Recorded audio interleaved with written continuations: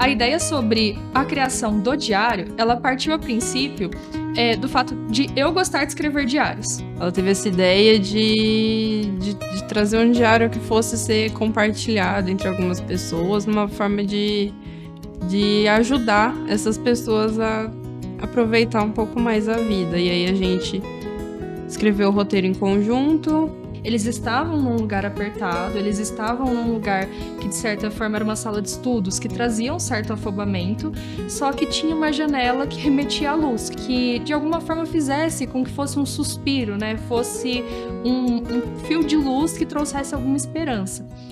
Curioso também que a ideia que a gente quis passar no filme de que todo o desenvolvimento dos personagens, eles passam num ambiente muito fechado, claustrofóbico para eles, essa sensação que a gente quis passar. Mas a gente também teve essa sensação de gravar num espaço muito pequeno, toda a equipe de câmera, de som, de arte. E no final também, como os personagens vão para um espaço amplo, aberto, poder respirar, a gente também teve essa sensação no momento que a gente foi fazer as cenas externas. E a gente deixou pra gravar as cenas externas no final, só que quando a gente se deu conta já era 5:30 da tarde, a gente queria aproveitar o sol, já tava escurecendo, tava com um tempo nublado. No filme foi feita uma edição pós a gravação pra conseguir passar esse céu bonito que a gente tinha em mente quando fez o roteiro. Pensando na experiência do set de filmagem e de todo mundo que estava ali envolvido, né, do pessoal que estava na câmera, o pessoal que estava no som, eu acho que uma das coisas que mais me chamou a atenção é o quanto cada pessoa é essencial nesse processo.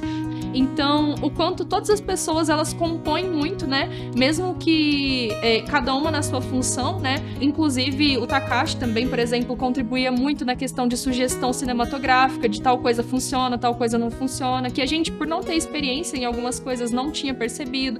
Acho que é o que dá esse colorido pro filme e esse corpo pro filme de uma forma bem estruturada. Ação!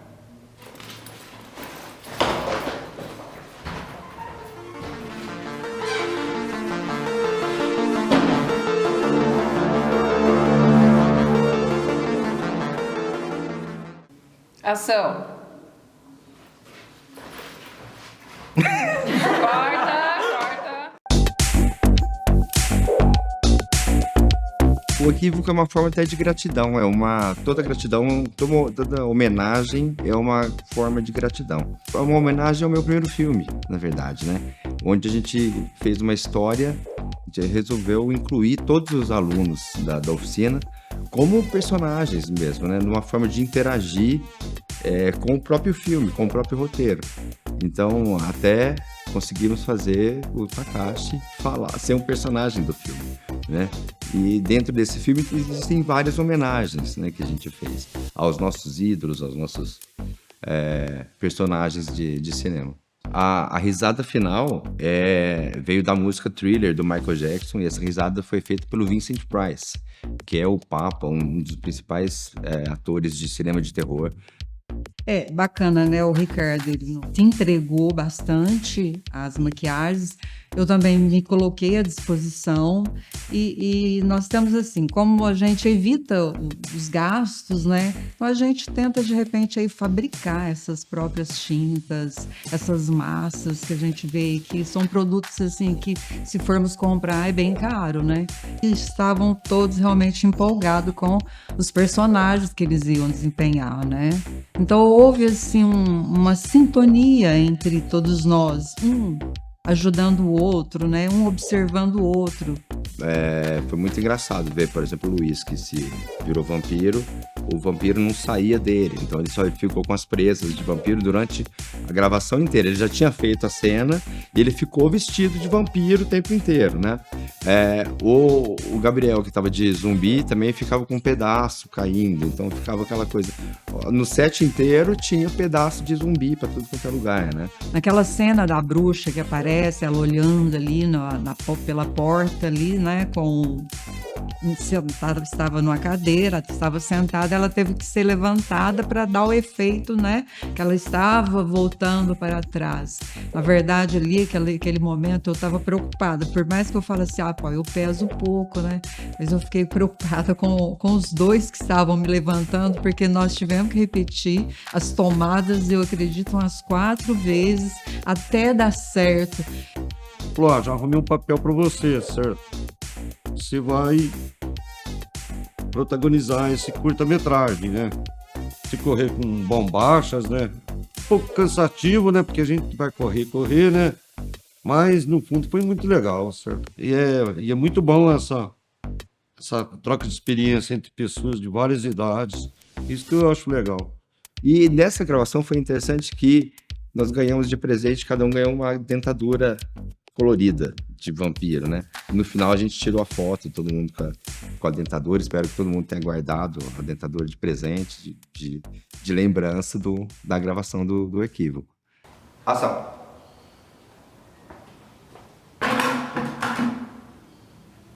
Chutei o balde, né? Mas não tem problema. Mas mesmo que você tivesse... Vai, valendo. Aí, parou. Morte.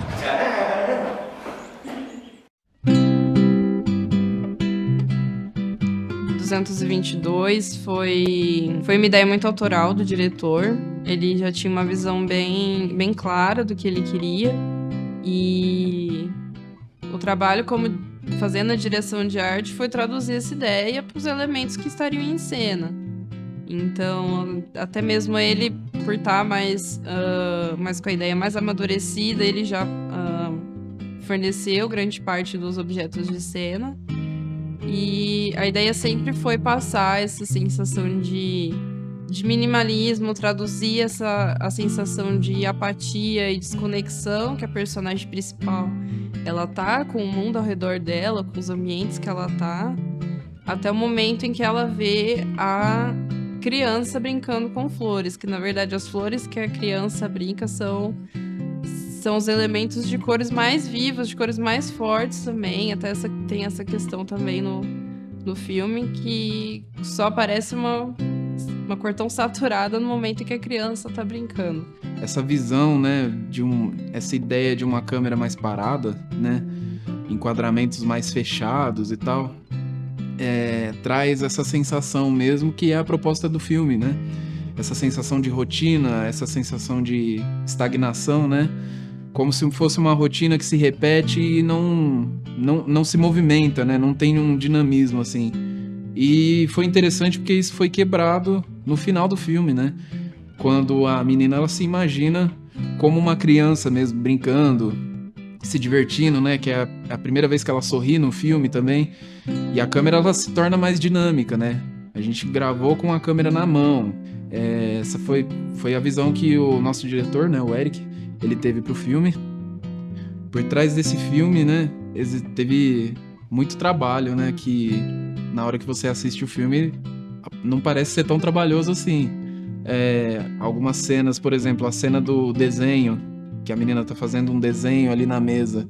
Pra gente conseguir enquadrar aquilo, nós tivemos que colocar uma mesa atrás dela, subir em cima de uma cadeira, colocar a câmera em cima da mesa, filmar de cima, assim, pra pegar o enquadramento certinho, né? A cena da festa, né? O Fúvio, o nosso garçom, ele deixou cair a bandeja umas 3 vezes.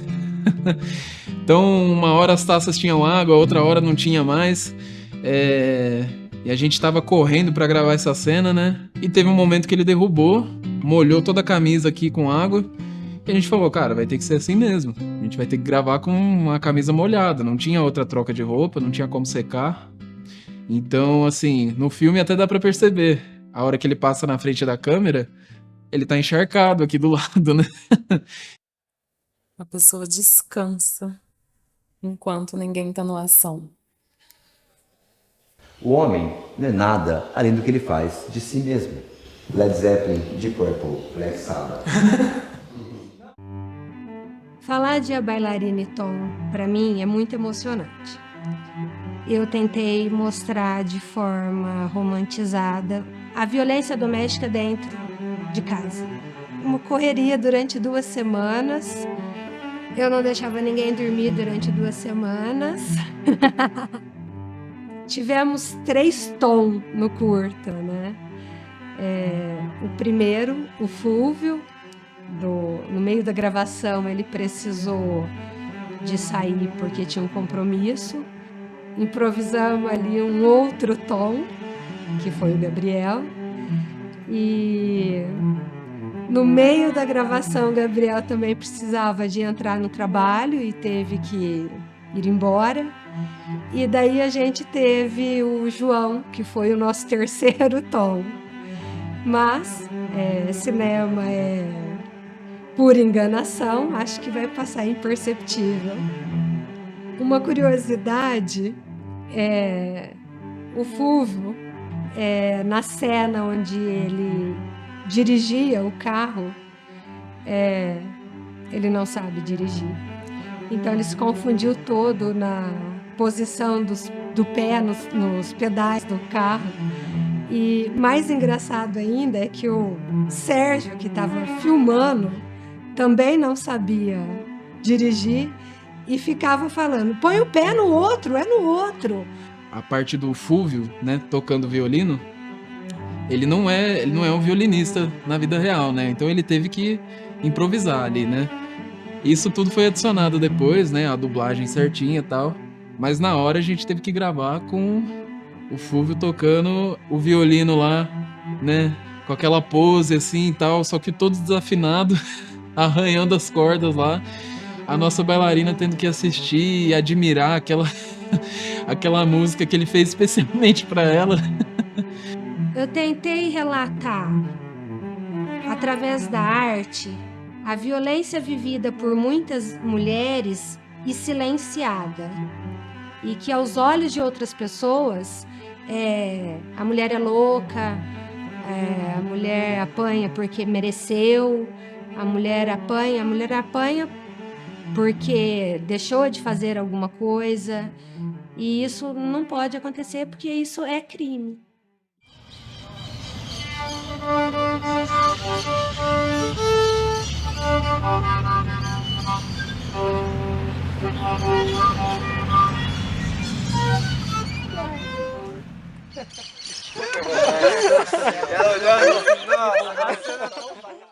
Atuo com artes, atuo com teatro, artes plásticas, com a dança, mas cinema nunca tive assim, nunca pesquisei, nunca me envolvi com essa área.